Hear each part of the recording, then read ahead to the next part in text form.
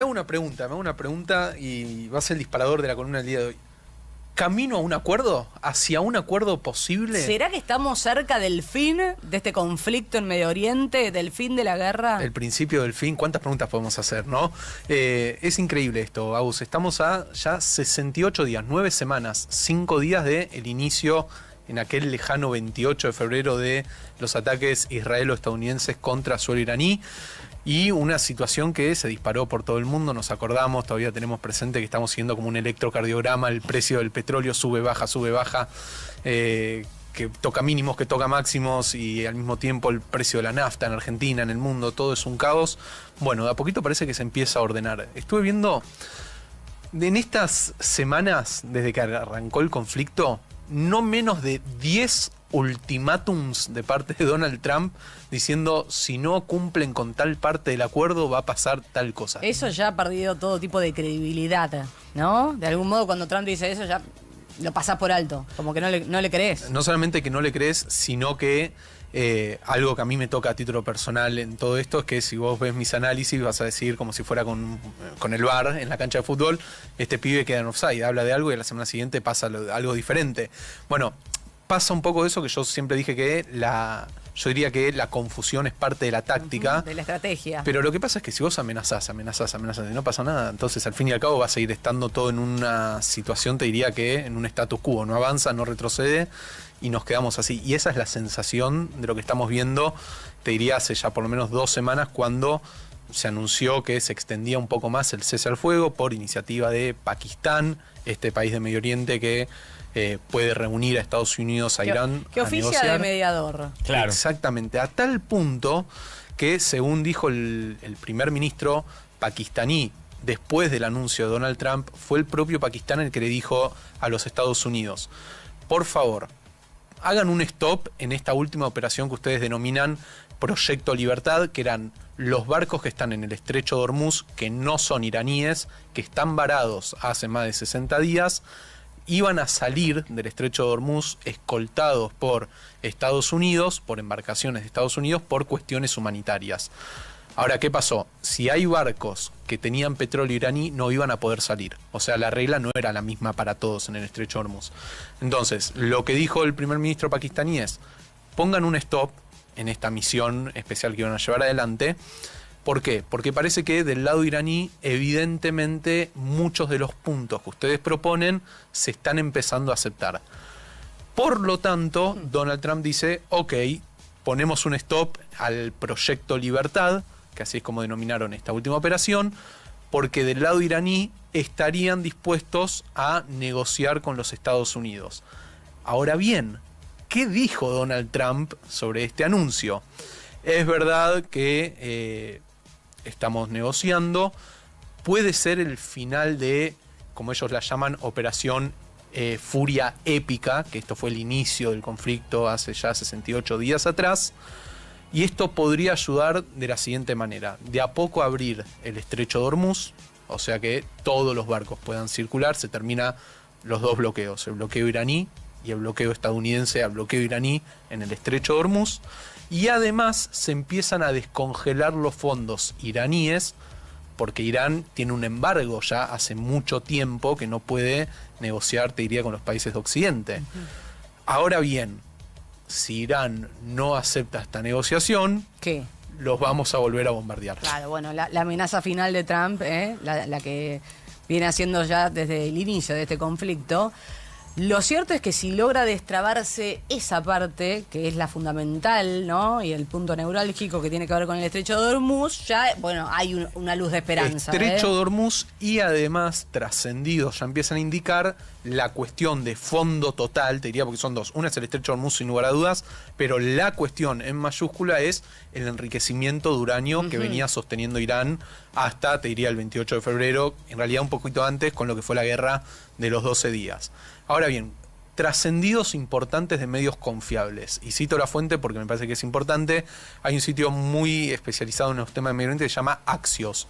Es casi siempre citado por todos los medios en el mundo y es una fuente seria. Bueno, uno de los periodistas de Axios dice que las negociaciones están hablando de que se congelaría el enriquecimiento de uranio por parte de Irán por lo menos por 12 años, con intenciones de extenderlo a 15 años con una pequeña cláusula que se guardaría Estados Unidos de si Irán rompe este acuerdo, entonces Estados Unidos no solamente puede volver a imponer el bloqueo a todas las cuentas de Irán, sino que también volver a atacar instalaciones nucleares en caso de que Irán no acceda a este acuerdo. O sea, lo que estamos viendo, si estos trascendidos son reales, es que finalmente lo que se está imponiendo es la visión norteamericana en la negociación con Irán y que de cierta manera esta visión fatalista que tenían muchos líderes perdió posición dentro de Irán con el ala negociadora, que le está diciendo al ala del ejército, digamos, a los cuerpos de la Guardia Revolucionaria, señores, si no negociamos, Irán va a desaparecer, pero porque realmente es insostenible.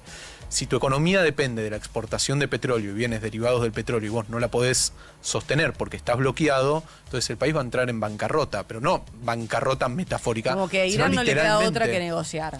Claro. Y en definitiva la sensación, y sobre todo porque esto es de interés de Trump, es que Estados Unidos termina ganando, ¿no? En esa pulseada. Bueno, ahí también lo que pasa es que Irán va a decir, si ellos fueron por un cambio de régimen, si fueron por que desaparezca todo lo que venía haciendo Irán hasta el 28 de febrero y sin embargo varios de nosotros nos sostenemos de pie, entonces nosotros también ganamos. Los dos se van a sentir ganadores y creo que de cierta manera es una victoria pírrica, es una victoria que está bien, puede contrastarse con ciertos hechos, pero otros tantos te van a haber marcado una derrota.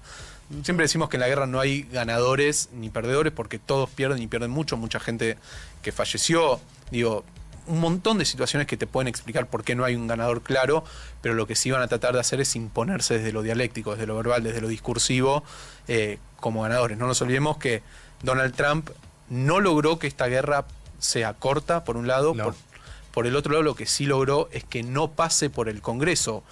Por eso... ¿Y cómo logró eso? Porque hemos superado los días. Bueno, ¿vos cómo te imaginas que un presidente le dice al Congreso, señores, la guerra terminó? ¿Cómo te lo imaginarías? En un escenario serio, con un presidente que sigue los protocolos y demás. Bueno, fue un vocero y le dijo al Congreso, señores, se terminó la guerra. ¿Así? Claro, y al día siguiente Marco Rubio, secretario de Estado, estaba hablando en una conferencia de prensa y dijo, la guerra ya se terminó, y se lo anunciamos al Congreso. Real, esto fue así. O sea, no nos sorprendamos porque es la manera de manejar la diplomacia. La poca diplomacia es también diplomacia de un presidente pero no que salieron a anunciar el fin de la guerra nunca. con bombos y platillos. Como hubiera hecho si Claro. hubiera ganado. Es que, pará, te voy a decir algo más. Ayer en una conferencia de prensa de Marco Rubio, secretario de Estado norteamericano, un reportero le dice, si la guerra terminó, ¿por qué el bloqueo sigue? Porque vos en el bloqueo estás usando armamento, estás usando barcos, estás usando personal del ejército, entonces la disfraza totalmente Marco Rubio, dice, bueno, no, es una medida defensiva que nosotros estamos sosteniendo y no es como, no estamos nosotros activamente atacando, entonces por lo tanto... Lo dejamos por las dudas. Claro. Cosas así que vos decís, viste, el tipo está disfrazando una situación. Bueno, todo esto sucede, la guerra nunca llegó al Congreso, el Congreso nunca la terminó de votar a favor o en contra, pero lo que sí estamos, te diría ya que a 5 meses, noviembre, estamos a 5 meses de noviembre, de que se den las elecciones en Estados Unidos. Y eso también es lo que marca el pulso hoy de Trump y de claro, Estados Unidos, lo ¿no? que tiene de la cara a cabeza. esas elecciones, obvio. Eso preocupa, sigue preocupando el precio del galón del petróleo, como se ¿Cuánto conoce está ahora? ahí. En diferentes lugares está todavía arriba de $4. 4 ya es un número que por lo general a los presidentes no les cae nada bien. Arriba de 4, Es un montón. imagínate, todo depende también de si Texas, por ejemplo, que es productor de petróleo, tiene el petróleo mucho más barato que California. California históricamente fue mucho más alto que en otras ciudades. Miami, Miami, Florida en realidad como estado, también cuando yo fui el año pasado estaba $2.50. Pensar que hoy está arriba de 4 es mucho. Históricamente siempre estuvo en 1 por ahí, ¿no? Siempre se mantuvo en esos números. esos No tuvo números. mucha No, inflación, no. pero sí había sido una queja de la administración Trump, en realidad Trump candidato contra Claro, Biden cuando era opositor. presidente. Entonces hay que ver si eso termina repercutiendo o no. Hubo algunas cuestiones electorales que otro día vamos a profundizar, que puede llegar a cambiar el escenario electoral en noviembre. Pero verdaderamente, ¿cómo llega posicionado Trump a esas elecciones? Bueno, yo te diría que con la foto de hoy, ¿no? Digo, porque puede variar de aquí Y a va a variar, noviembre. y va a variar. Pueden pasar muchísimas cosas más que la imagen de Trump ascienda, sume puntos, pero parecería que quedó un poquito debilitado, ¿no? Quedó debilitado, quedó criticado no solamente por los demócratas, sino también puertas para adentro por el propio partido republicano.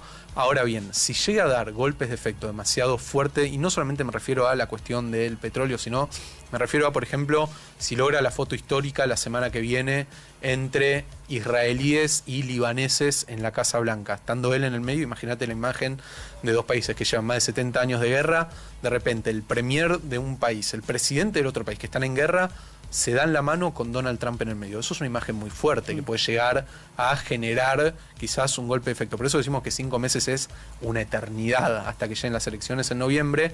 De hecho, te voy a decir algo más, una noticia de último momento que acaba de suceder, es que Israel acaba de eliminar en este momento en Beirut, en la capital, en las afueras del Líbano, a el jefe de la unidad Radwan, que es la unidad de élite del grupo terrorista Hezbollah. Esto también se lee en dos claves. Por un lado, este constante enfrentamiento entre Israel y Hezbollah, pese a un cese al fuego que fue claramente violado infinita cantidad de veces.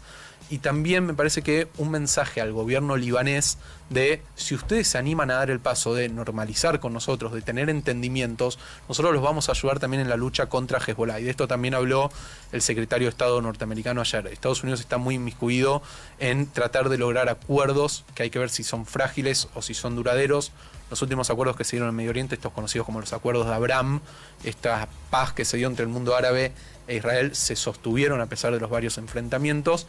Pero la realidad es que ahora, yo te diría, lo más importante a ver es la guerra de imágenes, y no me refiero a si fueron editadas con inteligencia artificial o la fake news, me refiero a la imagen que va a querer transmitir la política en Irán, la política en Estados Unidos, la política en Israel y en el Líbano, para ver si realmente estamos frente a un cese final de los microconflictos o de las muchas guerras que se abrieron a partir de la guerra de Irán contra Estados Unidos e Israel. Es que puede cesar, me parece, tengo la sensación, este momento, pero hay esos problemas étnicos que vienen de tantos años, yo no sé si alguna vez van a terminar. Bueno, nosotros tenemos que creer y tenemos que abogar porque la paz realmente suceda, y sí, ojalá que eso puede ser posible. Yo por naturaleza diría que soy un optimista a pesar del horror de lo que nos toca ver, pero es una realidad, hay mucho odio infundado. Muchos años, muchos siglos de odio. Y ojalá que esto pueda terminar. Yo no sé Ojalá, cómo va a obvio. terminar, pero que va a terminar, de alguna manera va a tener que terminar. Y me gustaría, te diría que cerrar con esto. ¿Qué pasa si en las próximas 48 horas, como están trascendiendo, no hay un acuerdo? ¿Vamos a volver de nuevo a foja cero El como cuento fue de la el buena 28 pipa. de febrero? Esperemos que no y que sea, porque de vuelta, estos son trascendidos, no es información oficial, pero sí de periodistas y que saben y mucho del tema, que hablan de que estas 48 horas podrían acercar las posiciones definitivas para que se anuncie finalmente un acuerdo. Y algo más, llegamos a un acuerdo, ok, se firmó, listo, se terminan las hostilidades. ¿Qué pasa con el día de mañana? ¿Qué va a pasar el día de mañana? ¿Cómo sigue la realidad de los iraníes en Irán? ¿Cómo sigue Bueno, claro. la realidad en el mundo con el precio del petróleo desplomándose? ¿Qué va a pasar con un montón de cosas? Eso también hay que empezar a ver. El famoso día después Sí, de... el día después de la guerra, ¿no? ¿Cómo si seguiremos de cerca también la actualidad de Irán, ¿no? Y todos los problemas internos que sabemos tienen. Y Trump que seguirá con sus objetivos. No sé cuál será el próximo, ¿no?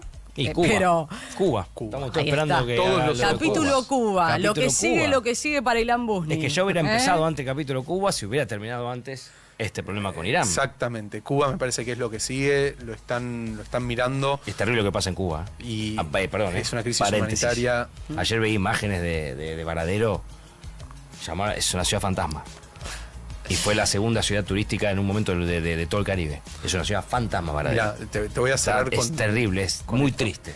Estuve viendo antes de ayer a un youtuber, pero yo me gusta seguir las noticias, ¿no? Un viajero que llegó a Cuba y mostrar la realidad de Cuba. No hay medicina, no hay alimentos. Largas filas, decía una persona que se llevaba 3 panes de una panadería. Decía, ¿cuánto tiempo estuviste? Dijo, 4 horas. 4 horas haciendo fila para llevarse 3 panes. No hay nafta, hay un mercado negro en dólares de nafta. Y según dice el youtuber, dice, el salario mínimo o el salario promedio en Cuba son $10. Suponete que le elegimos creer. Cuando muestra un supermercado que no son de los supermercados oficiales, sino a los que accede la gente más pudiente, un shampoo, $5. O sea, sería medio sueldo. Hay imposible, una crisis imposible vivir así. Gravísima, realmente Trump grave. Va a querer intervenir y hacer lo mismo que hizo con Venezuela, ¿no? Con Cuba.